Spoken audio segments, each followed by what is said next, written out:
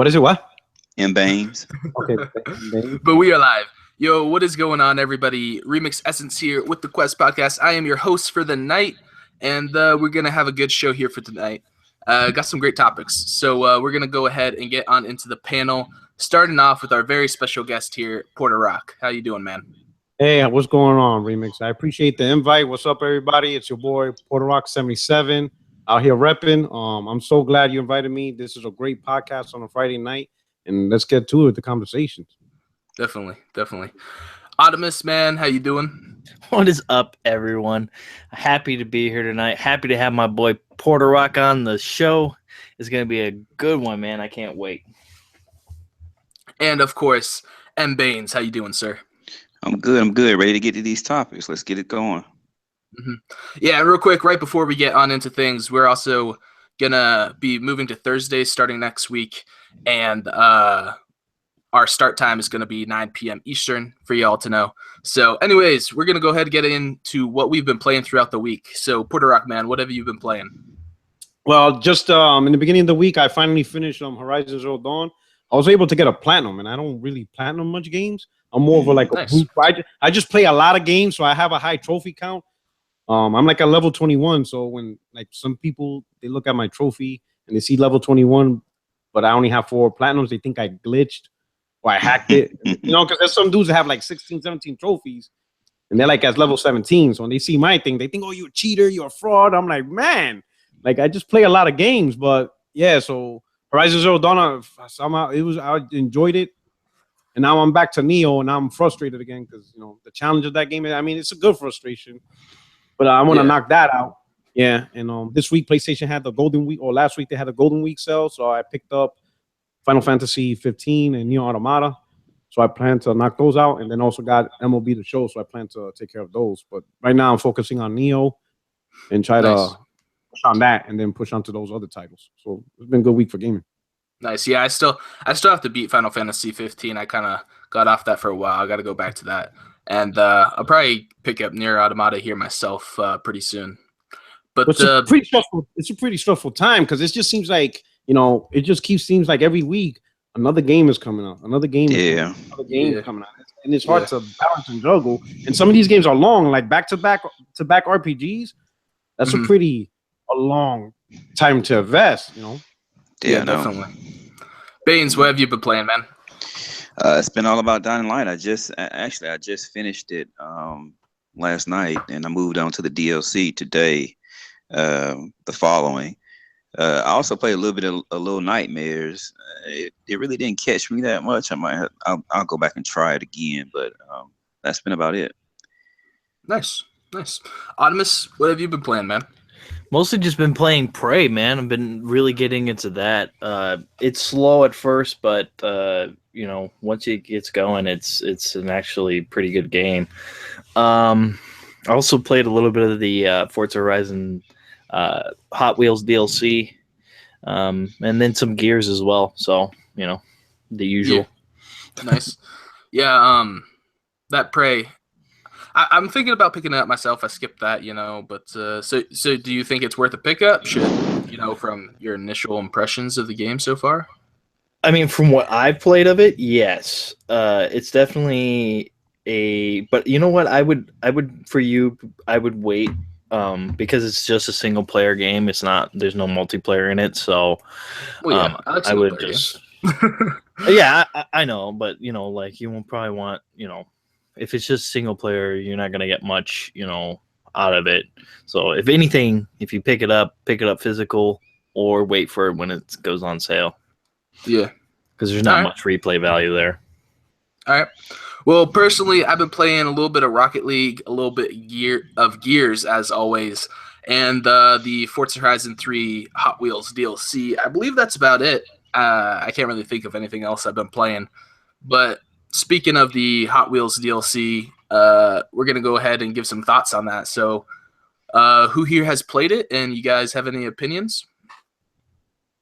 I haven't touched it yet. I'm saving that piece. I know it's going to be great. I see all the footage on my activity feed, so it looks awesome. Yeah. Yeah, I mean, I've been playing it. I really enjoy it a lot. There's a lot of really, it brings me back to when I was a kid, playing with Hot Wheels and stuff. And that, you know, being put into a game and being very interactive with it is just awesome. Like when you slow down on a track, when you're going upside down, you're going to fall off, and it's great. It's like, oh man, I just fell off. And, it's a lot of fun. Was playing it last night with a couple people in the community and stuff, and they were, we were having a lot of fun and just cracking jokes, and we were falling off the freaking edges and stuff, and it was hilarious. And we got some video of that too. It was just a lot of fun. It's just a good DLC. So explain it to me a little bit. Like if you lose, if you slow down, you'll fall off the top, or is it all about acceleration? Well, if it's like a loop de loop, Yeah. If it's a loop de loop, or if you're like kind of like in a corkscrew or something like that, there is like acceleration, like little like acceleration pads that like they have in real Hot Wheels, the acceleration pads. Mm-hmm.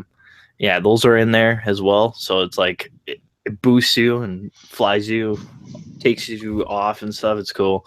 It's just a lot of fun, man. It's just a fun, awesome DLC, and I'm glad that Forza and Playground Games and Turn 10 did something like that. Yeah, I've been really enjoying it myself, and yeah, I played it some with you. I'm not really one for racers, but the Hot Wheels is pretty awesome, I do think, and I've been having a blast. It feels, a little bit more, I suppose, arcadey, just because of like the look and feel of everything. I mean, it still feels like, Forza, but yeah, it's definitely got me into that a little bit more because, I'm just not really that into racers, so I don't really play much Forza. But yeah, you and I on the same boat, Remix. I'm not into racers either, but like looking at the videos and stuff, it does look like a fun DLC. And I guess Playground has a knack to know how to make racers fun and stuff like that. Like I said, I'm not really into it. I'm actually, I hate the genre personally, but when I saw videos of the Hot Wheels, I'm like, man, it does, just like Dark Element says, it does brought back memories when I was a kid playing with Hot Wheels. It just has that feeling, that old school feeling and stuff. It does look fun, and I'm sure everyone's enjoying it. I'm sure they're having a ball with that game. That's probably one of the few racers I probably would play. Yeah, it's really cool. But moving on, Bethesda released like a theme park picture, basically, of like Bethesda Land, and there's 2 areas of the theme park that were under construction. So people are kind of guessing, that they're going to release 2 things at E3. Most people believe that it'll be The Evil Within or Wolfenstein, maybe a new IP. What do you guys all think? What do you think we could expect? I'm hoping for The Evil Within too, at least to be one of them. And then the Wolfenstein, that would be cool too. I got all the way like almost to the end of that game and then just stopped playing it. So I'll start that one over right before it comes out, right before it drops, if that's the EP. I mean the IP. But I'm definitely looking forward to The Evil Within, if that's it. Yeah. I can't really see it being probably The Evil Within, just for the fact that the first one, was good, but a lot of people were just kind of like turned off by it. I know that Wolfenstein is a huge franchise and it's going to continue, so I could probably see them doing that and probably a new IP. But yeah, one of the voice actors for the main character of Wolfenstein, he announced, semi-announced that like last year in October somewhere. I mean, sometime. Yeah. So that is probably going to be a new Wolfenstein. But the other one, like I said, I'm hoping for The Evil Within. We'll have to see what they bring though. Yeah, it's going to be interesting. I kind of expect the Wolfenstein, but I want to see a new IP. Bethesda kind of like, they have their big franchises like Fallout and Elder Scrolls and stuff. I want to see something a little bit new and different. See what they can do. So, What you think, P-Rock? I'm hoping for Evil Within. I did beat that game and I actually enjoyed it. Yeah. It was really good. But I can understand the point that it may not have been maybe a hugely successful or popular Right. game. I could understand that point of view. Wolfenstein is a safe bet. The recent one was pretty popular, and it's a shooter, so everybody could get into that. I know it won't be a new Elder Scrolls because they're really supporting the Elder Scrolls Online, and they're Right. updating it with Morrowind. So I don't think it's going to be a single player Elder Scrolls because then that will kind of detract from ESO. So it won't be that. So it might be Wolfenstein, and a new IP. And if it's a new IP, it'll be interesting what they have in store. But I would not mind at all if it was an Evil Within 2. I would be really interested in that game. Yeah. Yeah, I mean, I actually have the Evil Within, but I haven't played it. I'm just not I'm not into scary games. But you know, it was good. It was real good, man. I was like, it was good. It was intuitive. Yeah. I played it on the survival level too, and man, you really had to manage your ammo on that, and that made it, that made it better because going into certain situations with a bunch of zombies, but you only have like 2 or 3 bullets, so you got to figure a way to get through that. So nice. it was nice.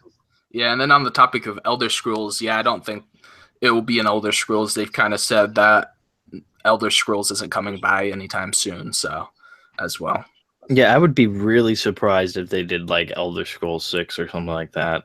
That would be insane. Like people would probably, freaking burn down LA if that ever happens. But moving on. Oh, go ahead. Not just get, but I think ESO because ESO has been very successful, and they recently, they're about to release the Morrowind expansion. Yeah, that right there tell me we're not going to see a single player Elder Scrolls for a while. Right. It's kind of like Rockstar. We're not going to see a Grand Theft Auto 6 till like 2025 because the Grand Theft Auto 5 just keeps rocking. So there's no reason for them to cut the legs off of that game. It's the franchise, the game's success is also a hinder to future titles being released. So it's a good and a bad. Yeah, definitely a good point. I think this is a kind of a good question. Do you guys think that Bethesda has an Xbox I was exclusive actually in the making? Answering that, yeah. From Amet Sen in the chat. Yeah, down in the chat. I mean, it would be pretty cool. Obviously Bethesda's shown support with the Scorpio. Todd Howard's been in like a commercial and stuff. So yeah, like I said, I said I doubt it. Maybe something timed. Because they have a good relationship with Microsoft, but Bethesda's not going to make an Xbox exclusive. Yeah, I'd see more marketing rights for sure. But yeah, for big titles to have exclusive, even time exclusives, it's going to be harder now than ever because both consoles have a decent user base. So it's not in our company's best interest to make a game exclusive. Maybe like marketing rights, maybe like DLC, time exclusive. That's not so bad. But to make the main game exclusive for like a year, you saw how that kind of hurt Tomb Raider. Yeah. And Bethesda, when they make games, they expect like 10 to 12 million sales. It's kind of like Rockstar. These guys are like the double-digit kings. And you can't get double-digit without supporting every platform. It's just not possible. So Bethesda has a higher level of standards of their sales. So Rockstar. What do you think about like their IPs that haven't done so well? But they were decent IPs, like Dishonored 2 is one. What was another one? I can't think of another one right now. Well, that's just published by Bethesda, though. Dishonored 2. That's what I'm saying. They haven't. That was Arcane that did those games. Yeah. Oh, it wasn't? Okay, then. Yeah, because Bethesda's a publisher and a developer.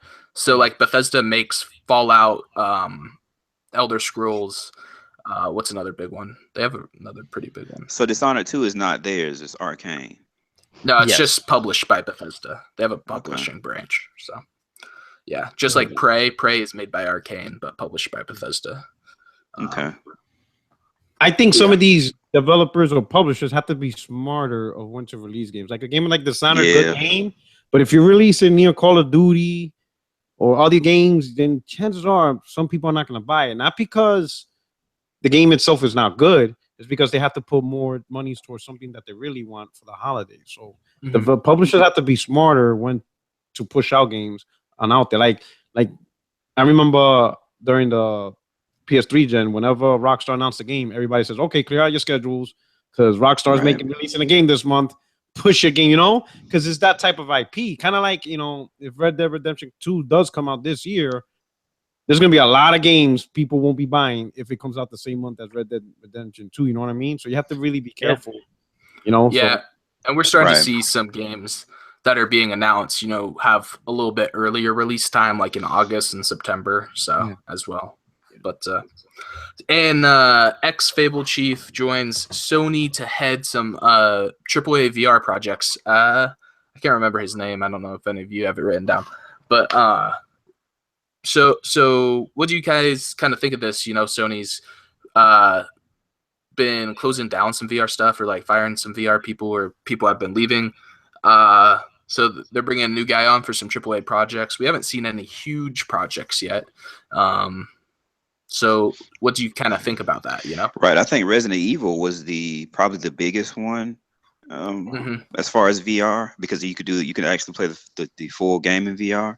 Yeah, they need some more AAA experiences in that realm, because they still don't have a killer IP for VR, and it's still more of something that that would get on your nerves versus something that you're just running home to get ready to play. It's more of a hassle right now. So they need something that's a killer IP. And this dude going over, I mean, he's part of the Fable franchise. So this dude going over there, it may put some steam behind that. So we'll just have to keep an eye out for him. Because a game that I feel like we haven't heard that much about, I believe it's called Farpoint. It was based on Mars, and it's a first-person shooter with aliens, kind of like the first big first-person shooter to try to be on VR. But VR has died down a little bit, not as much talk. So I feel like this game wasn't very talked about. So something I have to actually do is go check out how this game is doing. But, because I want to see, because this is supposed to be some big AAA shooter for VR in VR terms. But, VR's just been dying down. Here's the I'm sorry, but here's the thing. Go ahead, man. Here's the thing with and I call it the aftermarket peripheral curse, and products like Kinect, Sega CD, 32X, and we could mention all these aftermarket products that they create. The problem with these big products is, especially with the VR, which to buy it, I think the lowest one is 400, but to get everything is like 500. Right. So you got these premium prices, and you're not getting premium experiences, and people are wondering, hey, why come we're not getting these big AAA VR titles? The problem is, majority of games are supported by third party. A first party, doesn't matter what platform, can only make so many titles. So a good proponent of games come from third party. So now imagine if us four, all of us were a third party publisher. We're developers, right? And we're gonna make a game. So now we have a choice. Do we make a big budget AAA game for PlayStation VR, which only has 1 million users? Or do we make a big AAA game for 60 million console users, and we could go multi-plat for 30 million Xbox users, and we could put it on PC? Which you think is in our best interest to do? Obviously, is the console, And that's where these aftermarket peripherals go into this curse, because they're kind of fighting against the very platform they support. PlayStation VR is supposed to provide extra experience, but no one really wants to make a big AAA exclusive for this experience when the console itself has a much bigger user base. Right. And so Sony. Go ahead. So now I think Sony, maybe by hiring this guy, they're probably going to invest in AAA games. But again, it's not going to be a lot, because let's say if he manages even 2 studios, then at most you might get, if they stagger it, 1 game every year and a half, which is still not enough, especially if you paid $500. You expect, a lot more content at a $500 price point, not just a game every year and a half, Right. So it's a challenge for VR. That big challenge is the price point. It's $500, because at $500 you want a premium. It's a premium product, whether people agree or disagree about the quality or how it looks. At the end of the day, you pay $500. You want $500 worth of content to be associated with it, and it's just not there. At best you got these little indies. Another console basically. So yeah, pretty much. You could get a Scorpio for that. So what do you think about Resident Evil? That you think more more studios should do games like that, or do you think the cost is too prohibitive for them to add in that VR section? That's probably the best you're gonna get, because I think also Battlefront did like the X-Wing pilot thing. That was also VR. So I bet if a third-party studio does do something, it will just be like a little addition to a game that's on a console, you know. And when you think about it, chances are the game has to be first-person in view, because it's not like you're gonna get a God of War in VR, you know, or The Last of Us in VR. So most likely it's gonna be first-person centric, which limits the VR experience in a way, and most likely is going to be associated to a game that's on console anyway, which also detracts, because then it doesn't really make a lot of people want to buy a VR, because if you're going to play the game anyway, why are you going to spend $500 for just a certain aspect? Again, if you're going to pay $500, if it was $100, then yeah, it would, you know, that's an easy sell to get these experiences. But at $500, no, if I'm going to pay $500, I want to play something amazing, often, and unique to the VR that no one else could play, or not really no one else, but I can't play on the device I already have, you know? Because $500 stream, premium product with premium experience, you know? Definitely. That's a very good point. And that's the problem with VR right now. Right. But, I mean, let's be honest here, Puertorock. Do you really want to sit after an 8-hour day at work, sit with a headset on your head? I mean, you know, for 3 or 4 hours? Well, I'll say this: I played the VR, and I played two versions. I played the Samsung one, and I played the PlayStation VR. It's really not that uncomfortable. It's not really uncomfortable. It's really pretty good. But the main problem is the price. Like, I'm not paying $500 to put on Batman gloves. I'm not doing that. It's just not enough, you know. And even if it was, let's say if they made the Batman game exactly like Arkham Knight, and I'm flying around, I'm beating, you know, the villains, I'm driving on Batmobile. It is a great AAA experience. What next? Do I have to wait 2 years for the next game? That's not a $500 experience, and that's the problem. You know, to justify $500, you need consistent lineup of games. You know, you just need titles every month. So do you think they probably released it a little bit too early? Maybe they should have waited. I think it's too expensive. That's really the problem. Whether they don't have the IP to go with it too. That's why I'm like, they released it too early. I think this is one of those things where Sony and I'll have to say Vive and Oculus, they're gonna have to take their initiative. If they really want this industry to grow, they're just gonna have to take their lumps now, and then hopefully maybe in 7 years when these devices are like $150, you know, and they're very accessible, and maybe if they're the norm and people, you know, maybe the PS5 and the next Xbox comes packed in with VR day one without having the console cost $600. You know, I mean, let's say like the future consoles cost $400 and it comes with VR packed in, then I could see this being a viable industry, you know, because everyone will have it. Every developer will be able to make games, and we will get those AAA experiences at a decent price. But a $500 standalone just for me to throw a Batarang for 20 minutes, that ain't the answer. And and for people, I hope people don't think I'm an anti-play. I'm a PlayStation dude, you know. But I'm being honest, you know. $500 is a lot to ask for little content, you know, for a device to provide little great. We know you're a PlayStation guy. and on your point, Optimus, just in case the comment box people don't recognize me. But on your comment, Optimus, about coming home, like obviously, yeah, it has to be comfortable. I haven't tried one out myself, so I don't know if they are comfortable, but I've heard they are, and so I don't think it's a problem coming home after a long day and putting that on. I think people will be fine with that. It's more of, like Puertorock was saying, the price point, because I might not want to put that on every day, but let's say I do like average about 2 times a week. I use it for a couple hours, like 2 different days during the week. If it's a lower price point of say $200, you know, that makes it a lot more worth it, to Puertorock's point and your comment, you know? Right. Yeah. I mean, I just can't see VR being this spectacular thing that they're gonna pack in with these consoles eventually. I just can't see it. It's just it's beyond what I can see right now, because I mean, VR doesn't seem like it's at that point to where people are really wanting it, or even wanting to even invest in some of the games that are coming out, you know. And it's just it's kind of scary because it's like, well, if you bought that VR headset for $500 or $600, you pretty much lost that $500 $600 because of that. Yeah, well, that's why you have to be cautious with early investment as well. Right. That's why I'm never like an early adopter to anything, because of that reason, and that reason alone is that you never know what's gonna come down the pipeline that'll kind of ruin whatever you have at that moment. Mm-hmm. Well, something that might have a little bit more be a little bit more applicable to a wider array of things is mixed reality. And recently the one of the bosses of Halo, he worked on Halo Reach, has left the team. He's done with gaming, but he has entered Microsoft's mixed reality team. And I think his main goal is like education purposes for mixed reality. So, what do you guys think about this for Halo?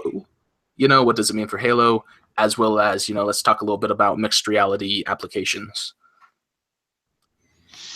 Well, I mean, it's still going on the same avenue. I mean, it's good that he's moved over, to try to help further that, but we're still running into the same issues that we just talked about with PlayStation. I mean, who's going to want to do this? Gaming is primarily on console, and that's what we look to go home to do. And then you got to think about price point and other IP. So them moving into this space, I mean, I guess you can say that's okay, but you're still going to have the same issues. But I believe mixed reality also includes AR, right?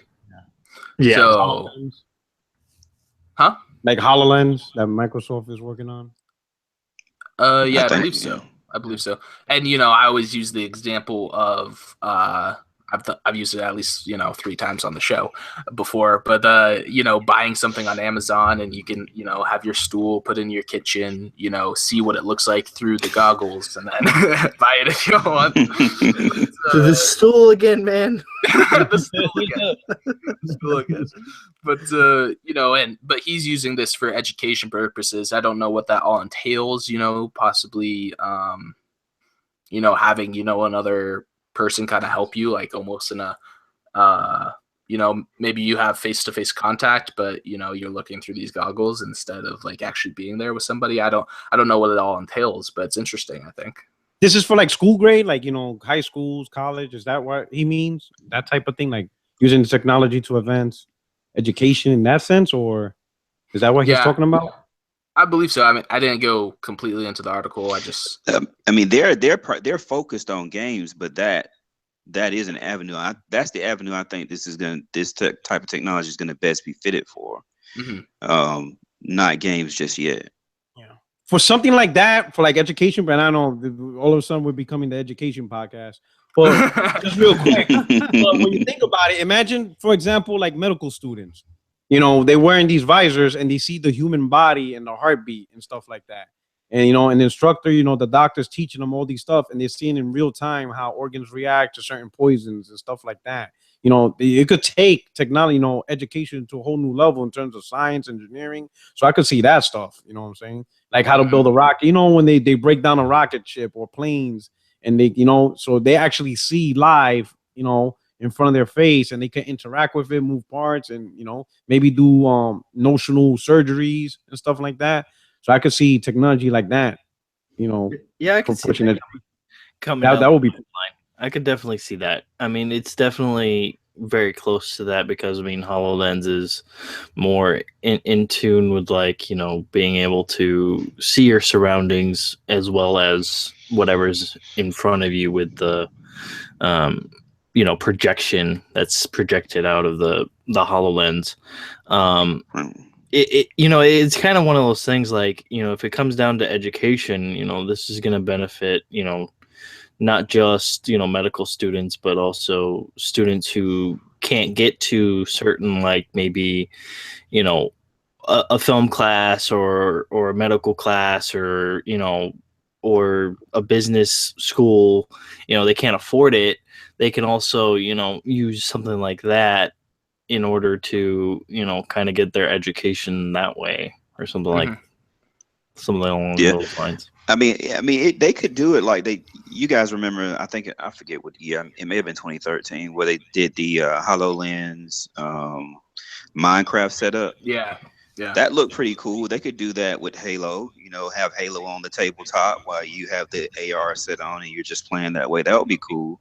But I mean, it's just that this technology, the price of it is just going to be too high initially for regular consumers, so yeah.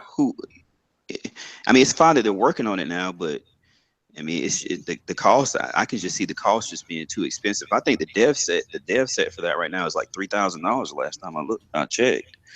I think that actually makes me think of like less Halo, but like Halo Wars or other RTS games. Like you could actually see a top-down view of like on a table. That'd be kind of cool. Yeah, it would be cool if you're into those kinds of games. And just kind of almost like the Minority Report, where you can actually like just move things with your hand and stuff. Yeah, kind of cool.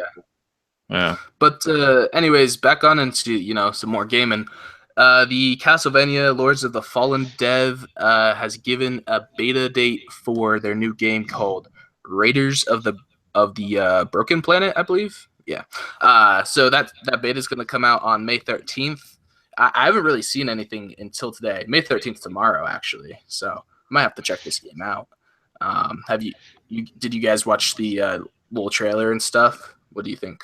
Yeah, I watched the trailer and the gameplay. It looked pretty cool, and their concept is pretty decent too.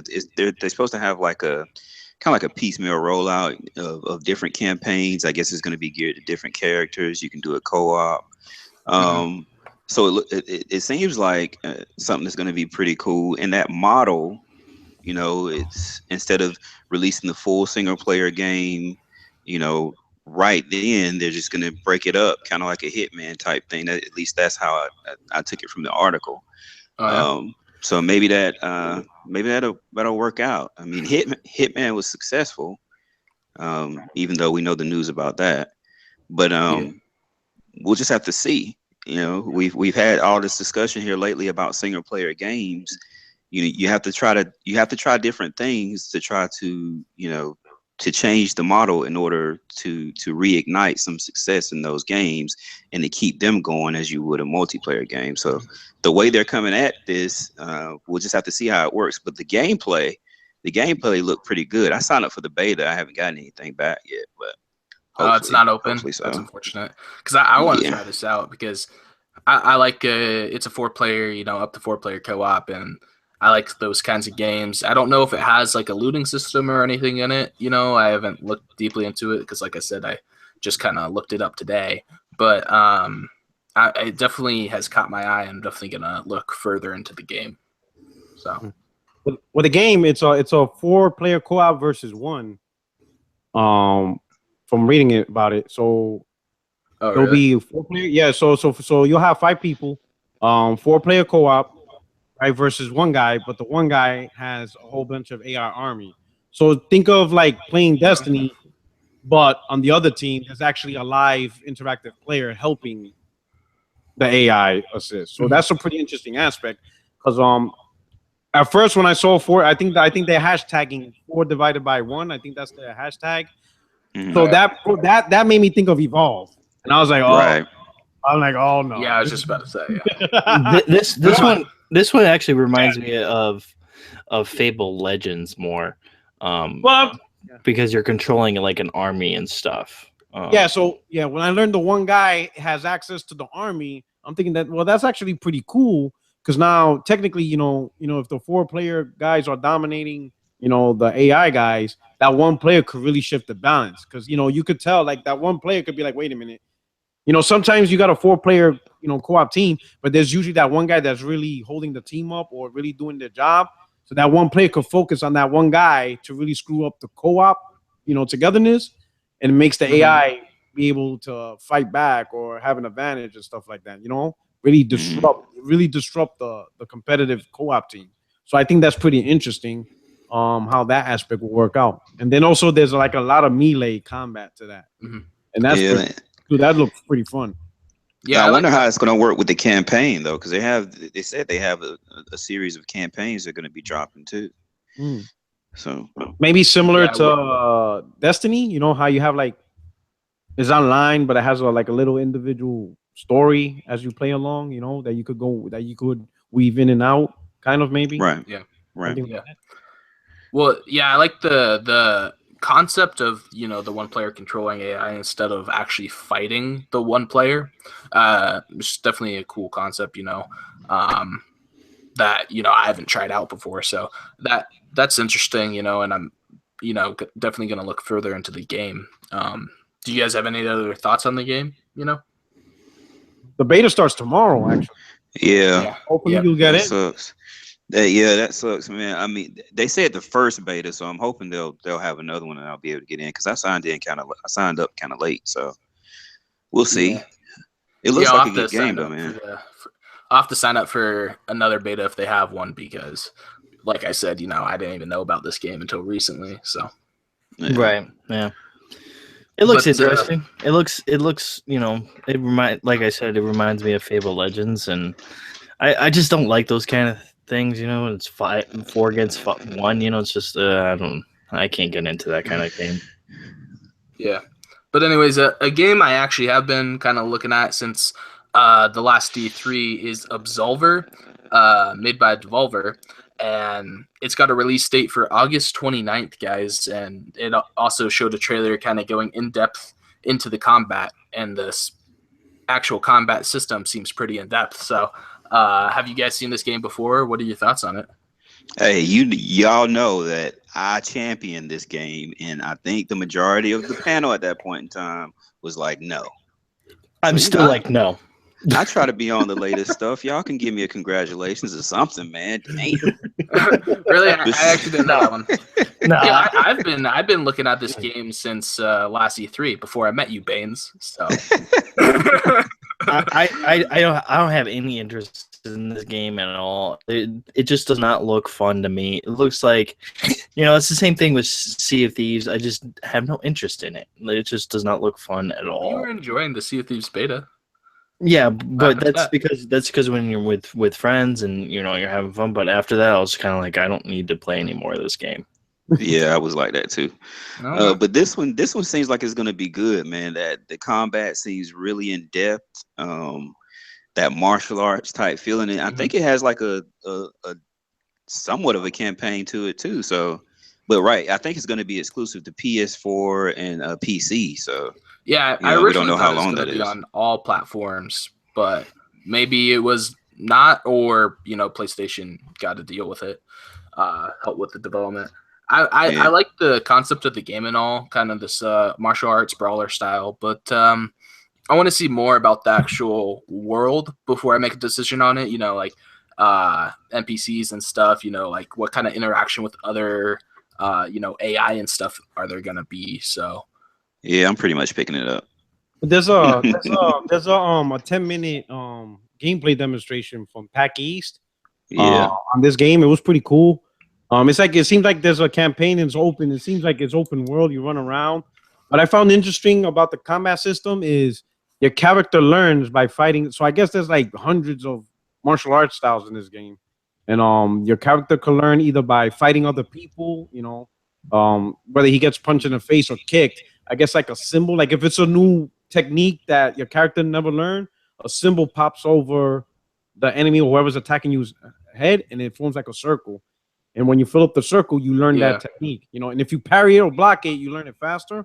Or you could go to someone and they could train you on the techniques they know. So from that aspect, it sounds pretty in depth that, you could pretty much create a Bruce Lee if you play the game for like a year straight, 16 hours a day. Or so. but I'm looking for more like the story and things like that now and other interaction. But from that gameplay demo, I could say the fighting system's pretty in depth.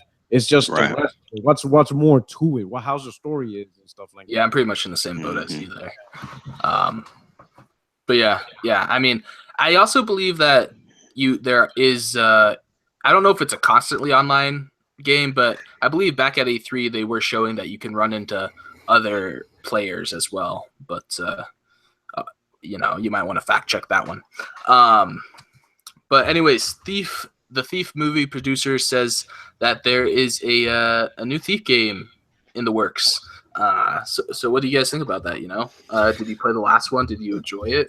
It'll be good, but see, the last one didn't do so well, and it was not that great of a game. It was very bland and repetitive, and it left really sour taste in a lot of people's mouths when they got that release of that crappy game. But I think if they do this one right, and they actually maybe even go back to their roots of the original Thief and just kind of do something. I mean, the last one was set in the same time frame, but I mean, if they lost their way a little bit with that last one, and it wasn't good for them. But I think if the movie guys are saying that this game is being developed, then it's probably a tie-in to the movie as well, which we all know that tie-in games to movies aren't very good. So we'll see. I actually hadn't realized that there had been previous Thief games till I was reading this article. I had never played one before. Because this is going to be like the 5th one or something, isn't it? Yeah, this is going to be the 5th one, because I believe they went on like a 10-year period where they didn't make one, and then they made Thief, which was supposed to be somewhat of a reboot. And now they're possibly making another one. So I mean, what are they going to do? Are they going to reboot the reboot? No, I don't think they'll reboot the reboot, but hopefully they can have a little higher production and make the game better. I didn't play Thief. I own it just because I think it was on Games with Gold at one point. I've seen it before. It didn't really interest me. But I think there are ways that this game could up the ante quite a bit and actually be pretty good. So. Yeah, with Thief, it was there was no combat or anything in that, right? It was just primarily you trying to steal stuff, basically. Well, there is combat in the new one, but it's not as it just wasn't as smooth as the others. In the other ones, it was very smooth combat, and it was a lot of sneaking around. They were very hard games too, because you had to be very stealthy in those, and it just this one just didn't work out, and hopefully this next one does. So the last one wasn't how true to stealth, because I remember when Thief first came out, especially when it was on PC. There was a huge argument on which was the better stealth game, like Splinter Cell, Metal Gear, Thief. So did the last one you played, did they ruin the stealth element? Was it kind of not as stealthy, or you didn't get punished for lack of stealth? How was it? Yeah, I think it was just the whole game in general was just it didn't fit with the Thief universe. And it kind of, the stealth was, I didn't think the stealth was that bad, but at the same time, there was just so much, that was repetitive in it that it was just kind of like, oh, okay, I gotta go here, do this, go here, do this. Tell me if I'm wrong, but didn't they add some crutches into the game for if you were not very good at stealth games as well? I think so. I'm not too sure. I can't remember on that one. Yeah. Okay. Well, I've heard that that game Styx, they just released a second one of it, where you're a little goblin guy. I heard that's actually somewhat of a spiritual successor to Thief, and there's absolutely no combat in it. You have to be completely stealth, and just you can take out guys from stealth, but once you're caught, you're done. Right. See, yeah, I wanted to open up a little bit to me, kind of like Dishonor. Let me be stealthy, but if something happens and I have to get down, you know what I'm saying? Let's just get down. I don't want to. And that's the thing. That's the argument of people that like stealth games, though. Some people want that, where you can, fight and get out of the situation. But some people think that's not a stealth enough game, and they're the hardcore. And if you get caught, they think you should be caught and make it a very difficult game. That's aggravating. But did Did you have another comment, Artemis, or no? No. Okay.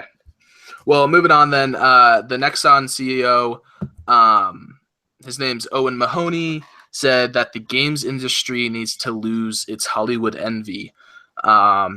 He doesn't really say it like from the article. It doesn't really seem like he said it necessarily in like a bad way or anything. It seemed more just like, games can make so much more money on their own. Like, I can't remember what game he used as an example, but he said like it's made more money than the Star Wars franchise.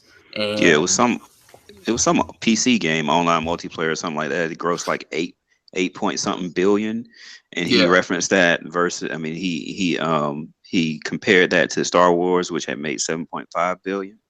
Yeah, Dungeon Fighter Online. Yeah. So Online. I think he was more so saying that games need to stop with trying to get too close to the cinematic and just go back to the essence of, just the game taking its own lane, because a lot of these games nowadays are being molded after something, either it's a book or a movie.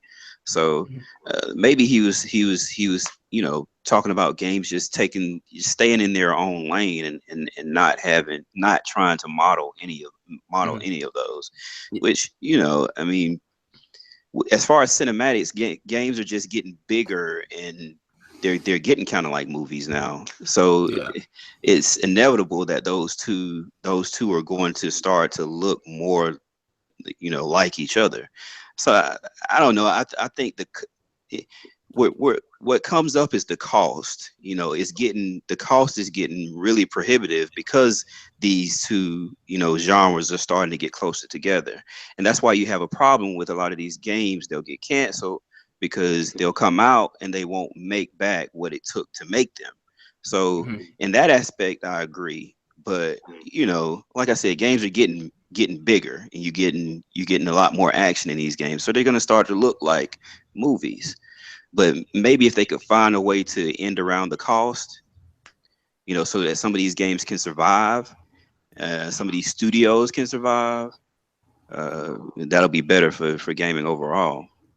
Yeah.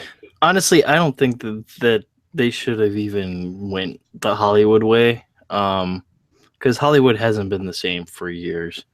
It's all remakes, freaking, there's nothing artistic about any of the movies that we see now. Most of them are based off of comic books, or I mean, don't get me wrong, I love the Marvel movies, I love Star Wars and stuff like that, but they're all based off of other things like books, or and for the gaming industry to really thrive, I think that comes into play is the artistic side of it.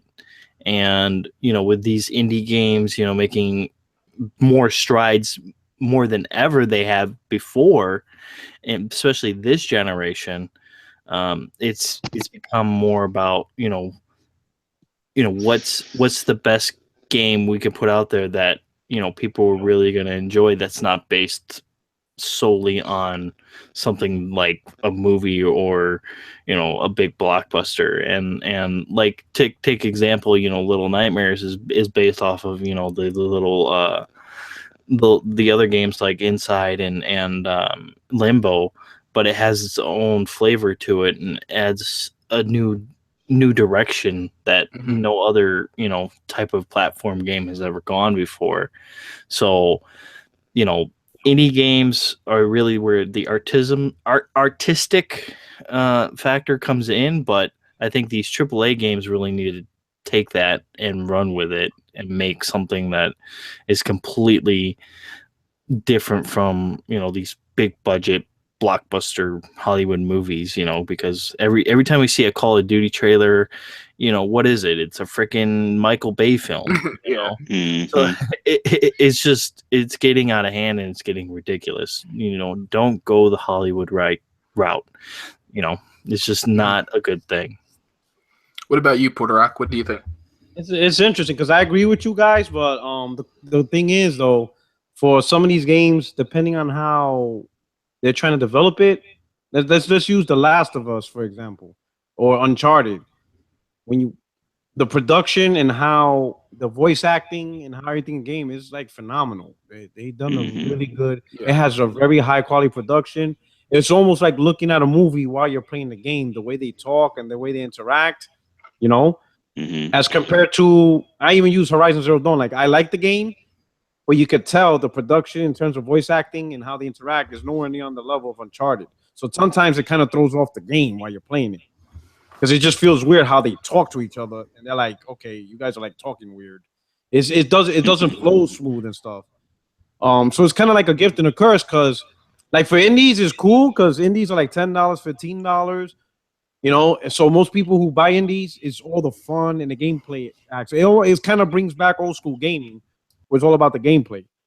But now when you step into $60 territory, I say the standards change, expectations from some certain gamers, especially from the casuals, because you got to look at it from their end. We see things on a technical level, and us as the hardcore minority, we know what's truly important for gaming. But for a casual, they don't really go to IGN or GameSpot. You know, what grabs them first is graphics and production. You know, so when they see something on TV and it just looks like a movie, they be like, "Oh, I gotta get that." That's the reason why Call of Duty does that Michael Bay thing, because Michael Bay sells. He blows up shit all the time. I think there was like one movie. I think one of the Transformers movies used the same scene from another movie, and it's just and they showed it, and it's just things that blow up excite people. So for the casuals, $60 games where they blow up, a lot of action, goes voice acting, those casuals can relate to that. While guys like us, we relate to the gameplay, the in-depth, the difficulty, the challenge, and that's the stuff we critique. While the other guys, they just want to, you know, load a clip up and spray everything and just have the actors, you know, perform and stuff like that. And when those actors don't perform to that level, they consider the game bad, not because of the gameplay, but because of the production value. You know, so it kind of sucks that we're in that region of gaming, but that's what happens when you become a multi-billion-dollar business that gets taken over by casuals. You know, it's just we have to accept. Yeah, because it's. I don't think the industry can sustain its current trajectory like that, though, because a lot of these games that are taking all this money to make, they're not making the money back. So I mean, something's gonna have to be done. I say they have to be smarter. The budgets have to be smarter. Right. They just have to be smarter with their budget. And they truly have to be smarter with the budget. And they just can't pick any random game and think that because there's a lot of explosions, it's gonna be successful. They really have to make sure that the quality of development is good, less buggy, because I think a lot of gamers are tired of that. They're tired of downloading day one 5 gig patches. Yeah, that's kind of old. You know, it gets kind of old after a while. And stuff like that, you know, and then also timing. You can't release 19 games in November. I don't know why, but then in May, but then in August we get nothing. Right. So like June, July, August we get nothing, and then in October, we're releasing 22 games, all at $60 each, and we're like, okay, like what are you guys doing? Like somebody come out with a consortium so you all could like space each other's games out and not bump each other. Because I understand competition. But it gets kind of ridiculous. And I use this example for like last year. Last year, like from January to August, we had like Division, Overwatch, Madden, Doom, and there was like one more major game. It was like 5 major AAA games, like from January to August. But then as soon as September to November hit, just a 3-month period, it was Mafia, Deus Ex, Titanfall, Call of Duty, Battlefield, what's that game from Bethesda? Dishonored 2. Dishonored 2. Yeah, Final Fantasy. Watch Dogs, Final Fantasy 15. I'm like, okay, what are you guys doing? Yeah. So for 8 months, you gave us scraps, and now you want to flood the gates. Like, what are you guys doing? Like, this is ridiculous. Like, we will buy your games, but we're not going to spend $500 in 1 month either. Like, we kind of like to eat. You know, exactly. You got to pay the electricity bills to play these games too. You know. I don't like. My opinion is kind of like some games I feel, should be, have really good cinematics and stuff like Uncharted and, like Mafia 3. I feel like the saving grace of that game was its awesome cinematics, like it really brought you into the game. It felt like, it had an emotional attachment to you. But not every game needs that, especially I think what the comment he was trying to make also was like, in gaming you can have these big expansive games. Gaming's often gone open world as of recently, and cinematics aren't usually as good in open world games, and so maybe that's why he's like, you can go all these different directions in these larger scale games, and while a cinematic game is much more linear, as well. Right. But an interesting topic nonetheless. So Surviving Mars is a game that was just revealed. It's a city builder strategy game. City Skylines just came out, so I believe that's also a city builder, and it's got some buzz. But you're colonizing Mars in this game, and it looks kind of cool, kind of interesting. Would this kind of game interest any of you though? Pass on that bullshit. Nah, man. I'm not the City Skylines. I was never a Sims dude. None of that stuff. I'm straight on all that, man. I want some action, some deep story. I don't want to manage a city. I'm cool. Yeah. Yeah. Go ahead, dude. Me personally, I'm just not good at it. I remember I was playing like SimCity or one of those, and it just my city ended up horrible. I'm putting bridges in the wrong spots. One side I'm like charging everybody 35% tax, and they're all unhappy. Buildings are on fire, and I'm like, yeah, this ain't working. I just don't have, for some reason, my brain don't work on how to construct cities and stuff like this. So that's why I stay away from those games. I just have bad vision on just organizing stuff, and it just looks dumb. So I'm just not really good at those games. I don't know what it is. I just can't do it. Yeah. I'm like the slumlord. Yeah, I agree on all points that you, Baines, and Puertorock have on the game. I took a look at it and I was all like, I played Roller Coaster Tycoon back in the day and SimCity, and I'm all like, I don't even care about that kind of game anymore. I want more of a story based, single player. Something that just puts me in and has me engaged for, a couple of hours or whatever, or something that's multiplayer, where I'm just blowing some dude's head off or something like that. It's just, it's just so much more interactive than something like that, because, I probably wouldn't be really good at it, but at the same time, it would just be like, I don't know where to put all this crap. I'm just like, yeah, this is kind of like a game for like micromanagers. Yeah, right. And I feel like you have to just sink so much time into this game, and you don't. I mean, you could say you don't necessarily get anywhere, and just constantly playing a shooter as well. But you got the satisfaction of, kicking another player's ass in that.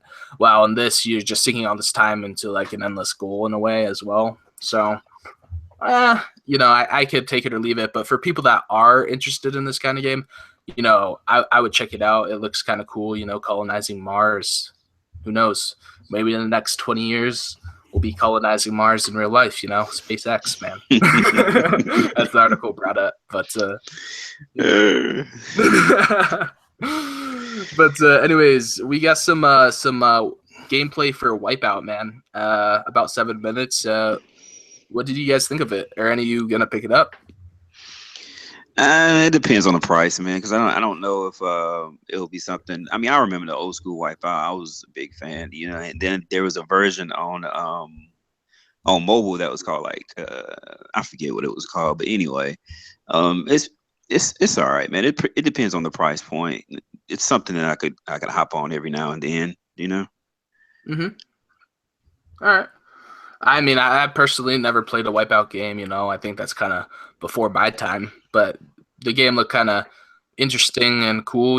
If it's cheap enough, I'd probably pick it up. What do you think you would actually spend to get this game, Baines? Probably I'll spend 20 on it, $19.99. Yeah. All right. Yeah. Puertorock Optimus, what about you guys? Yeah, I'm not really much of a racing fan, but I guess I remember this brings back the days of of Wipeout and FX0, Yeah. F0, and Nintendo and stuff like that. So if you're into racers and stuff like that, it's a pretty cool racer. For those who like it, it's more arcadey, with turbo boost and all that stuff. So hopefully they release it at a decent price.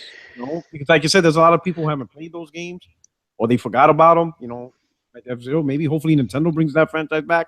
Me personally, though, I'm not into racing games, so I won't pick it up because that's just not my genre for me. Yeah. Personally, my kind of racer, I think, is like I'll play a kart racer, I suppose like Mario Kart, but the one I used to play is like one of the like Crash Bandicoot kart racing games. I find those enjoyable where you get little power-ups and stuff, then shoot people, and it's just kind of like fun, and you have like cool crazy tracks and all that, but yeah, I haven't played one of those in forever. So what about you, Adamus? I have no interest in it. I mean, back in the day, Wipeout was pretty cool. It was a lot of fun, but it's time to kind of just move on from that kind of racer and get into more of the simulation or I know those games are a lot of fun. A lot of people have fun with them, but it's just not something I'm going to probably pick up at all. Yeah, I mean, personally though, I'm not really a fan of simulation racers at all. I mean, I'm not really a fan of racers in general, but like I said, I'd play like if they came out with a new kart racer game, I might pick that up if it was cheap. I'm not going to pay $60 for any kart racer, but yeah, I don't. If it comes out to be $60, it's going to flop real quick. Nah, I don't think it will. I mean, like I kind of expect maybe like $30. Yeah, that's probably the price point they'll hit. It's about 39. Actually, about $39.99. Because it's a collection, so that's probably the price point they'll hit. Isn't the Crash Bandicoot collection like $30? I don't know how much that is actually. So I don't know. I'm gonna have to see. Go ahead. I said we'll have to see. Yeah. All right. Well, moving on to EA has put Mass Effect on ice, and BioWare Montreal has been downsized. So, what do you guys think of it? You've all played Mass Effect, right? What did you guys think of the game, and do you think that people made like a huge deal over some small issues, or what? I'm gonna say I'm sorry. Go ahead, Portaway. Yeah, I would say this. It's kind of weird how the story's reported, because what they actually did was they just moved personnel over to the studio. I think it's EA Motive who's working on Star Wars Battlefront. So it's not like they actually fired the employees, right? So it depends on how you want to tell the story in the media, So this is what EA actually did. So they moved personnel from the studio that did Andromeda, and they moved them over to EA Motive, so I guess to support Star Wars Battlefront. So they're still under their payroll. So so technically maybe the Mass Effect Andromeda project has ended. So now that project stops. Move the personnel over to Star Wars Battlefront, and then when that's over, they either could come back and start on a new Mass Effect, or maybe they already have plans to start on a new IP. So depending how you want to report that story, if you want to make it sensational and get gamers talking, then kind of make it sound like the downsizing, but yet you're still paying these people. That's not really a downsizing, in my opinion. That's just actually, I didn't realize that. So to me, that's just more shifting manpower to work on the. It's kind of like working on the alligator closest to the boat. You just Battlefront's what's coming, and they need the manpower. Move them over. And maybe Mass Effect is on hold, but not because it did bad. Maybe they're gonna start on working on a new IP, which I think is a good thing. So I'm not really liking how he was reporting this. Yeah, I'm just not liking the way it's being advertised or written. Yeah. What about like DLC though? Do you think it's do you think there's going to be some big expansions coming to this game? What do you think less manpower means for the DLC? Because when I buy a game like Mass Effect, I expect some pretty large expansions to the game as well. Well, it did say many of the studio's employees move, so that means they still have employees. So maybe like the expansion packs doesn't need a lot of manpower to complete. And most of the time these guys are already working on the DLC anyway. It's not like most of the time some DLCs are already done and they sell it separately. So maybe they don't need a lot of manpower for the DLC, but Battlefront 2 is the big thing. It's the next big project. And I'm assuming they definitely don't want that game delayed. So they probably just shifted manpower and moved it over to make sure that this game is done. The team that's remaining behind finish on the DLC, and then we'll bring everybody back and work on this new IP that will probably release in 2 years or whatever. And then from then on, maybe work on another Mass Effect and stuff.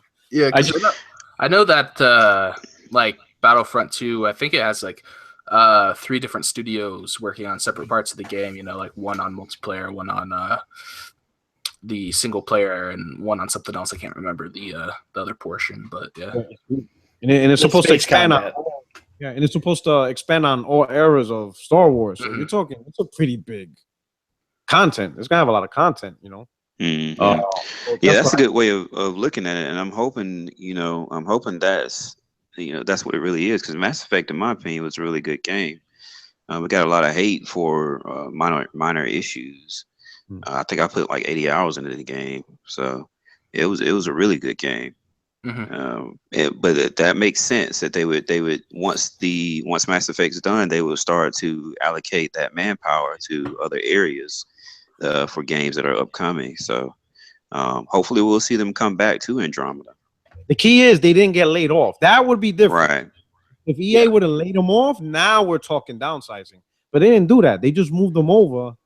So they still getting paid. They're still there. They still have the information. They still develop the game. So I don't see that as, I think these articles are going for hits and stuff, and it's making gamers nervous. But if you just slow down and read it, you'll realize no one got fired. Right. So no one's fired. So, when somebody gets fired or they close down the studio, now we're like, okay, what happened? Right. Right. Well, what about you, Animus? What are your thoughts?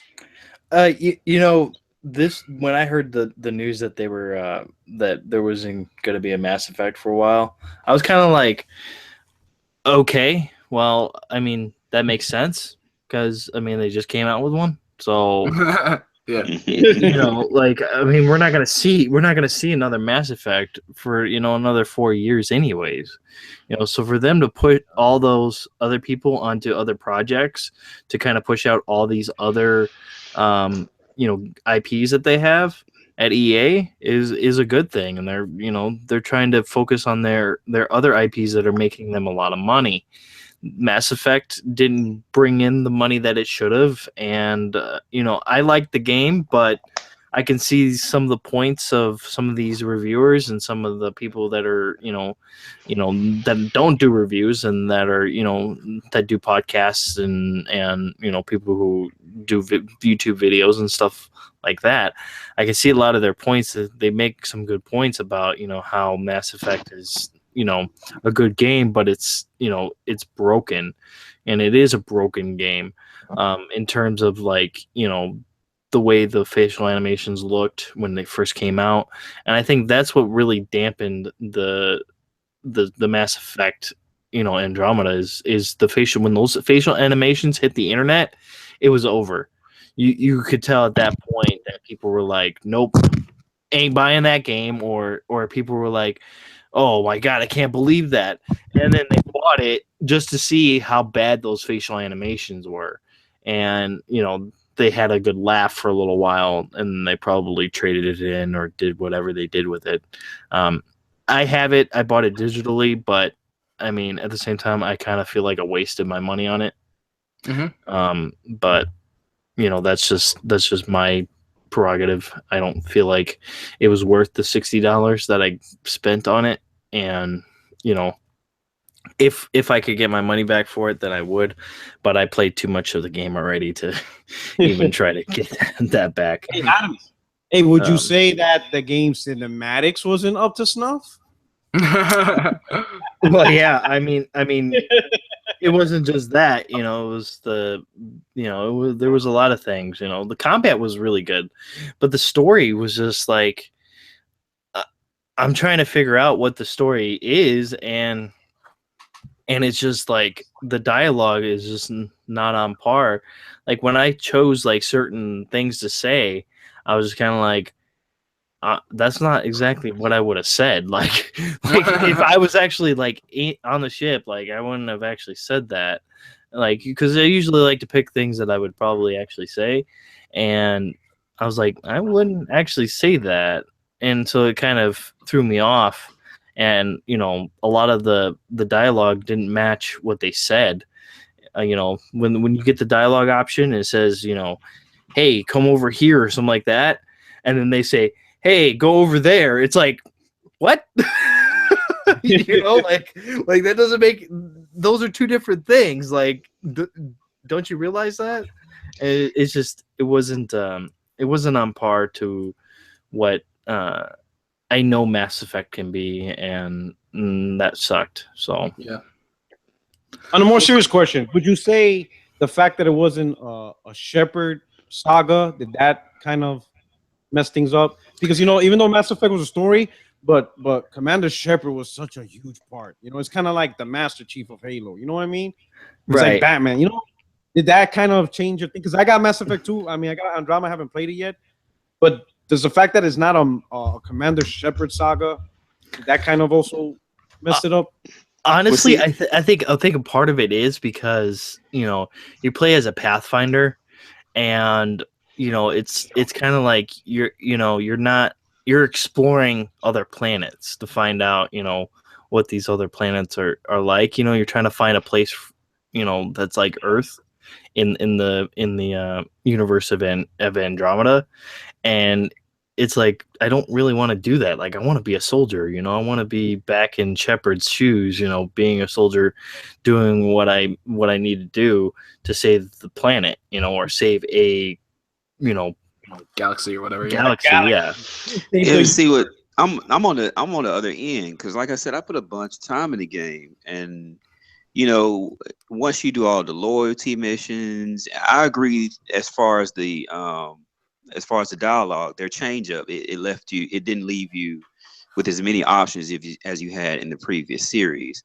So if they could change that back to that type of dialogue, then it will be, that portion would be better. But I thought they fleshed out the characters really well, especially if you did do a lot of the side missions and you did do the loyalty missions.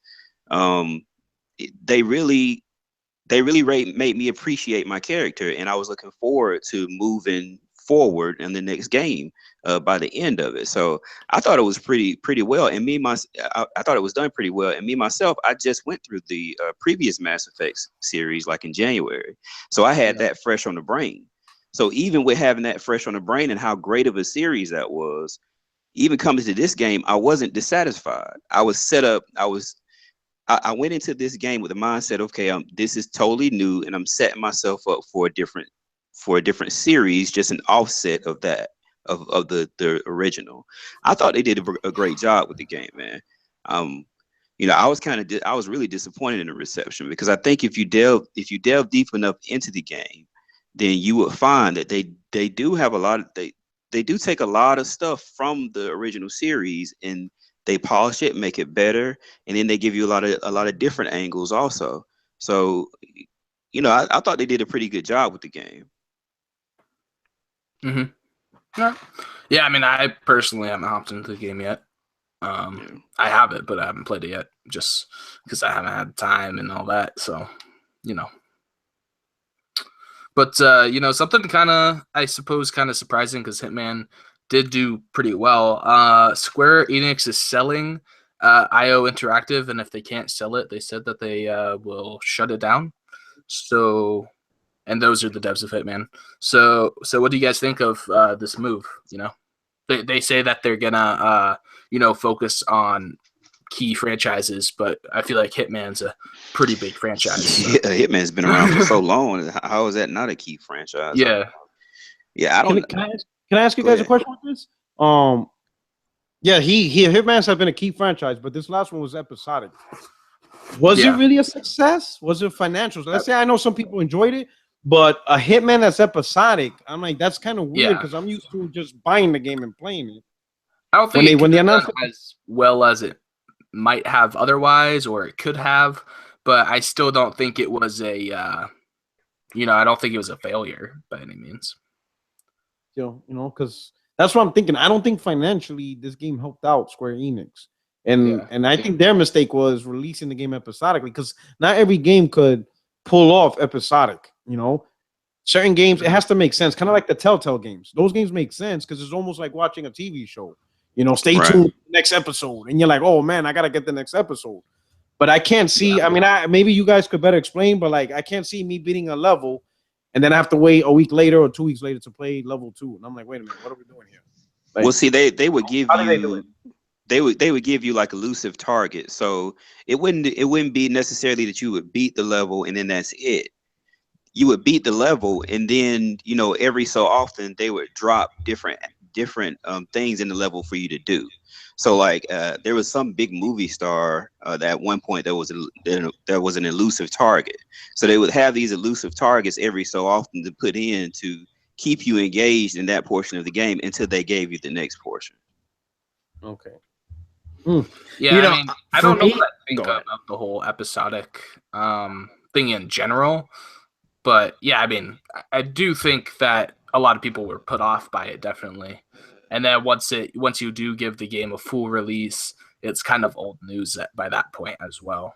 But Yeah, I mean, this game got really hurt by the episodic, you know, journey that it took. You know, because so many people are so used to Hitman being this, you know, straight up single player, you know, buying it day one, $60, you know, just going through the game, you know, all the way through until the end. Because, you know, the Hitman games are so good. Like, I remember buying when I had my Xbox, my original Xbox, I bought Hitman 2, and man, I love that game. It was just so good. And then, you know, they kind of came out with some other ones. They had Hitman Contracts, that was pretty good. Hitman Blood Money was all right. I think Hitman Absolution was decent. It wasn't absolutely amazing. I think Absolution is the one a lot of people have a problem with, isn't it? Whatever yeah. the previous game to what last came out. Right, and that's why I think they kind of wanted to take a different direction with Hitman. It just didn't pay off for them, and that in and of itself really sucks, because I absolutely love the Hitman franchise, and I want to see it succeed. And I actually bought the all the episodes. You know, actually, I bought them on PC. I know you guys are thinking like PC elitist. Oh my god, you know, like something like that. No. You know, I bought it on PC because, you know, I wanted to test out my new rig when I got it. I was like, oh, you know, I want to see what some of these games look like on you know, this new rig, and that was one of them. And I was like, man, this game is really good looking. It's just when it's episodic like that, it's just like, oh, okay, well, I don't have any reason to like play the next episode. It's just like, I at least that's how I felt. I felt like I didn't have another reason to play the next episode's stuff. That sucks. Yeah, I feel like that's kind of how it'd be for me as well. You know, it's like I want to go through this game at, you know, whatever my pace is. You know, if my pace is a few days in a row, then that's that. If my pace is over the span of a couple months, then that's that. But, you know, when you're forcing me to like, I can play it for this for a few hours here, and then I have to wait a week or two and play another few hours, you know, then I'm kind of like, will probably lose interest in the game. You know, I didn't play Hitman myself, but that's how I feel would be my attitude towards it, you know. Right. Yeah, I mean, you know, Hitman is a beloved franchise, and they messed up, and they know they did. And, you know, now they just have to fix it with giving us a $60, you know, one-time shot Hitman. That's, you know, maybe even just, you know, I mean, I know this was like a reboot with the episodic stuff. Just give us the old Hitman back. Just do that, and we'll be fine. Yeah, well, somebody else is gonna have to buy the studio, or we're not gonna see another Hitman. Yeah, very true. Yeah. So, now here's a question: who owns the IP though? So, like, let's say the studio goes away, does the Square Enix still own the IP, or does the IP go with the studio? Like, how does that relationship work? If I'm not mistaken, I believe the IP goes with the studio because they're trying to sell it all. That's what the article made it out to seem, anyways. Yeah. But so it would be good for one of these either PlayStation or Microsoft to hop in, because that game still has a lot of life. If they were to put it out, as a full game and not episodic, it may do a whole lot better than what it did. When I looked up a past article and they were saying that it was doing pretty well, but that's just PR it may have been PR talk. So I guess we'll have to see. Somebody needs to pick it up, though. I would say Microsoft, not just the IP, but I think Microsoft should pick up the studio just to have an arsenal, just to have another developer under their wing. So besides Hitman, they could also create a new IP for the services and platform and stuff like that. I think Microsoft has to look into building new studios, and you got a dev. They make good games. That's one thing. Maybe this whole episodic content, didn't pan out, but that's more of the strategy and not so much the developer's talent. I think talent-wise, the developer is a good studio, So if I was Phil, I would look into acquiring this talent and just apply the strategy that he wants using this talent. If for anything else, even if he doesn't want him, man, at least a manpower that you already know that has talent in making great games and designing games, and then use them for what you want for your platform, Yeah, because from people that has actually played the game, I mean, I only hear good things. Yeah, same. So you're right. They have talent, and the game development mechanics are there. So this would be a good pickup for either Microsoft or PlayStation. Microsoft more so because they need the studios. Yeah. All right. Well, on to Nintendo's plans for E3, guys. They're gonna do a little spotlight showing thing, and then they're gonna have some tournaments for Splatoon 2. I believe they're gonna have the 2017 Invitational for that game, and tournaments for ARMS, which is also gonna be some thing I think for future ARMS tournaments. I can't remember what they called it, but yeah. So what do you think about that? What do you think, Remix? Because you get to go to E3. Oh, you're so lucky. Well, awesome. Well, I talked to Game a lot, and he's been to I think 2 or 3 E3s already, and he basically said it's not really worth going to Nintendo because that's all you're gonna get. You're not gonna get very much. Most people go to Nintendo, and the spotlight is only a one-day thing, I believe, on the June 13th. So, depending on the line, I might skip past it and just check out Xbox and PlayStation instead. But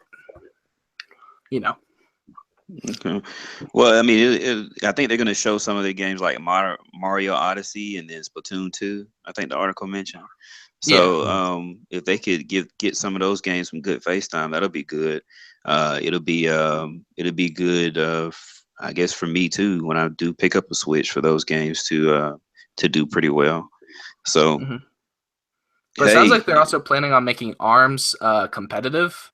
So, that'll be interesting, I feel. But what do you think about that? You can keep ARMS. But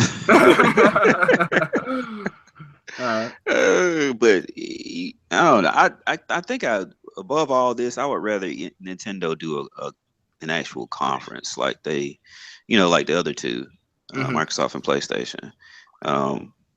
I think really this is more gimmicky stuff since they're not going to be there in order to show off some of their IPs that are not out yet, and then some that are, and they try to move some switches. But I think they would move more, especially with the hardcore audience, if they would have an actual conference. Yeah, I guess they're going to be doing interviews and stuff that they'll be streaming to the Nintendo website, but those are probably going to be more on a game-to-game basis. And, that could actually be a good thing. We're just going to see, people actually play the games, talk about the game a little bit, for however long the period is. But it's obviously not a big build up to that event as well. Yeah. this coming MPD is going to be interesting to see if those Switch sales have slowed down.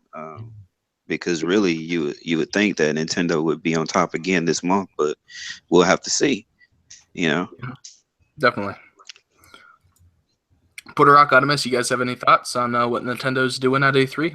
Yeah, so I just covered to reiterate a point that I do miss the days of Nintendo's E3 conference. It just gives that bigger than life. It shows confidence in what they're doing because it's a live conversation to the audience. So these little online stream things, it just doesn't have the same impact. But hopefully there was rumors that supposedly they're working on a Metroid Prime 4. And that would be huge for me. If they showed that, I would be all over that. I would be so all over that. So they just gotta for what they're going to do. I hope they bring in the full gun. They bring in a lot of content. Do you own a Switch or no? No, I don't. But if Metro Prime 4 gets announced, I will be owning one because I will be playing. That's a system seller for me. But they can't do what they did last year, where they only brought like one major game for the whole E3. That last year was just Breath of the Wild. And that's it. No other big game announcement. And that wasn't right. I mean, if Sony and Microsoft did that, they would be just slaughtered. Done. Yeah. Done. I mean, every fanboy, everybody would just attack both companies. Yeah. And somehow Nintendo got away with it. With just showing one major game, So hopefully they do a little bit better job. And hopefully one of those games is Metro Prime 4. And the tournament, I think that's pretty good. I mean, I'm not really interested in ARMS. It looks funky. It just looks weird, So, but we'll see. Hopefully, they could do something big with what they're doing. Yeah, and I hope you enjoy E3 out there, man. That's awesome.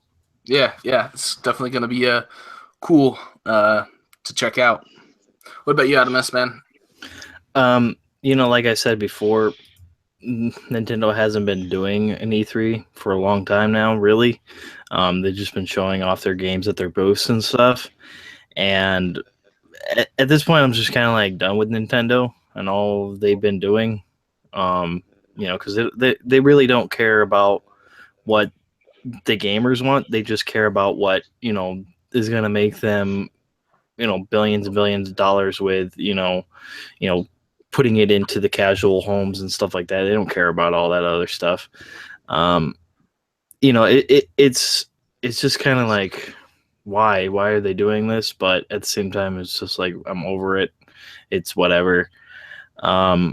With the whole, doing a Splatoon and ARMS, like kind of like competition wise, I'm just like, okay, whatever, it's gonna make them some money. They're gonna be able to. Interesting, I think. Yeah, it's gonna make them some money, but I mean, like, dude, I've never been into the whole competition kind of thing, and like, it's just, I have no reason to ever watch that kind of stuff on Twitch, or Beam or whatever, wherever you'll see it.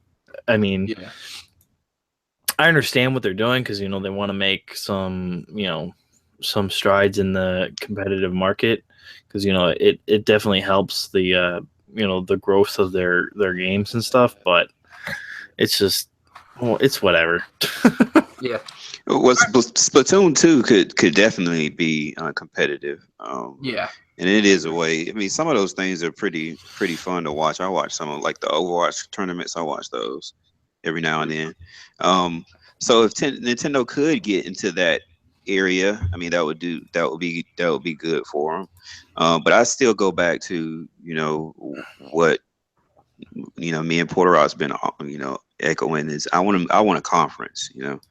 I want them to get up there real time and introduce some new IPs. Get us excited for some far off IPs. That's what I want Nintendo to do. Like I said before, I'll be picking up a Switch. It'll be like holiday of next year. And by that time, they should have plenty of games. But Nintendo just needs to get back to those conferences, man. I mean, that's what I want. I think a lot of this stuff doing that at E3 is, like I said, is gimmicky. They're just trying to get you over there and get you excited for the product in that way, in a cheap way. So we'll see. Yeah, definitely. Well, any last thoughts before we wrap up the show here, guys? No, man. All right. Well, we'll go ahead and get on into these outros then. Starting off with Puertorock, man, we really appreciate you coming on the show. You're a real cool dude and had some great points tonight. So where can we find you? Awesome, man. You can find me on Twitter. I think you already put the link below. Check me out on my YouTube channel, Puertorock AAGE. Every Wednesday, I host the 60 Frames No Lag podcast, 7 p.m. Eastern. Love to have you guys sometime show up and stuff. But thank you so much. I appreciate it, man. This has been an honor. It's been a great podcast, great conversations. Love the points you guys came up with. Really appreciate it. Thanks. All right, Onimus, where can we find you, man? You guys can find me on Twitter at Dark Onimus. You can also find me on Xbox Live at the same name, Puertorock. Thank you so much, bro, for coming out and hanging out with us tonight. Huge shout out to your podcast, 60 Frames No Lag. You guys do a good thing over there, and continue to do what you do, man. I appreciate it. Thank you. Nice. And Baines, man, where can we find you? MBaines99, PlayStation and Xbox. Other than that, play your games. We appreciate Puertorock for coming out. That was real big. Appreciate that, man. Much thanks. Yeah, definitely. As for myself, Remix Essence, you can find me on Twitter, PlayStation, Xbox, Beam, YouTube, all Remix Essence. And like I said earlier at the beginning of the show, we are going to be moving to Thursdays starting next week at 9 p.m. Eastern. So thank you all for coming by, and we are out. Peace. Bye, people.